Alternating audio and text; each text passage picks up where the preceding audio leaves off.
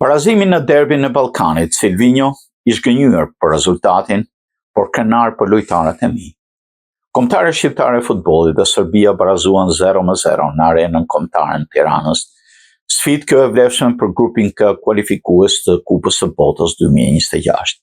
Trajneri kombëtarës shqiptare Silvinho analizoi ndeshjen. Jam ish gënjur për rezultatin, por krenar për lojtarët e mi, tha tekniku Silvinho. Më herët në media zbuloi çfarë i tha Rei Manajt, lojtari që humbi penalltin. Manaj është një lojtar i rëndësishëm për ekipin dhe unë marr përgjegjësinë për zgjedhjen që kam bërë. Është një ndeshje që kishim përgatitur shumë mirë. Ndodh që mund të mbasësh një penallti.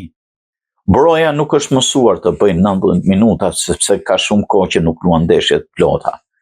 Ishte shumë i lodhur në fund, po ashtu dhe Hoxha.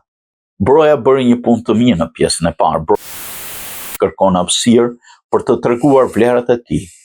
Ishte një ndeshje interpretuar mirë, kishim ndryshimet shumta në mesfush, ishin ndryshimet e duara, kisha lojtarë të lodhur në pjesën e dytë dhe ndryshimet ishin të detyrueshme, tha Silvinho.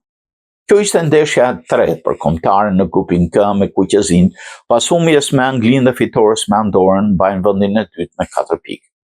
Nga ana tjetër, Serbia ka qenë e impenjuar në Ligën e Kombeve dhe sfida e djeshme ishte debutuese për ta në këtë grup. Grupi K kryesohet nga Anglia me 9 pikë, më pas 3 fitoreve, ndërsa Letonia është e treta me 3 pikë.